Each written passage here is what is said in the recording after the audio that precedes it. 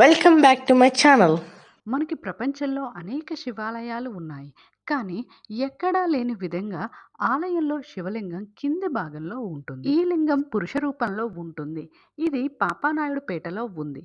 ఇది తిరుపతికి 25 కిలోమీటర్ల దూరంలో గుడిపల్లం అనే పురాతన దేవాలయం. పల్లవులు, శాతవాహనులు, విజయనగర సామ్రాజ్య వంశీయులు, చోళులు స్వామివారి సేవలో తరించారని ఆధారాలు ఉన్నాయి. పరశురాముడు తన తండ్రి ఆజ్ఞ మేరకు తన తల్లి శిరస్సును నరికివేస్తాడు. ఆ ఆవేదన నుంచి కోలుకోవడానికి గాను ఋషులు ఒక శివలింగం వెతికి దానికి పూజ చేయవలసిందిగా సూచిస్తారు. అది అడవి మధ్యలో ఉంటుంది. ఆ సమీపంలో ఒక చెరువు తవ్వి ప్రతిరోజు ఆ చెరువులో ఒక దైవ పుష్పంతో పరశురాముడు శివుణ్ణి పూజిస్తూ ఉండేవాడు. ఆ పువ్వుని అడవి జంతువుల నుంచి కాపాడుకోవడం కోసం చిత్రసేనుడు అనే యక్షుణ్ణి కాపలాగా ఉంచుతాడు.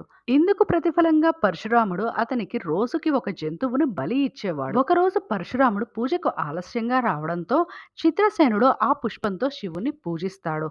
అయితే పరశురాముడు వచ్చేసరికే చెరువులో పుష్పం లేకపోవడం చూసి కోపం పట్టలేక చిత్రసేనుడి మీద దండెత్తుతాడు.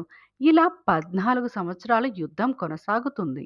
అందుకే ఆ ప్రదేశం మొత్తం పల్లంగా మారిపోతుంది. అందుకే ఆ ప్రదేశాన్ని గుడిపల్లం అని పిలిచేవాళ్ళు. కాలం గడిచిన కొద్దీ ఆ ప్రదేశానికి గుడిమల్లంగా పేరు వచ్చింది. ఆ యుద్ధం ఎంతకీ ఆపకపోవడంతో పరమేశ్వరుడు ప్రత్యక్షమై వారిని శాంతింపచేసి వారి భక్తికి మెచ్చి రెండుగా విడిపోయి వారిలో ఏకమవుతాడు. అందుకే ఇక్కడ 7 అడుగుల ఒకే శిలపై ఒక చేత్తో పరశువు, మరో చేత్తో గొర్రె పట్టుకుని ఉన్న యక్షుని భుజాలపై నిలబడిన రుద్రుని రూపంలో బ్రహ్మ, పరశురాముడి రూపంలో మహావిష్ణువు, శివలింగ రూపంలో మలచబడి ఉంటుంది. ఈ వీడియో కనుక మీకు నచ్చినట్లయితే తప్పకుండా షేర్ చేయండి, సబ్స్క్రైబ్ చేయడం మాత్రం మర్చిపోవద్దు.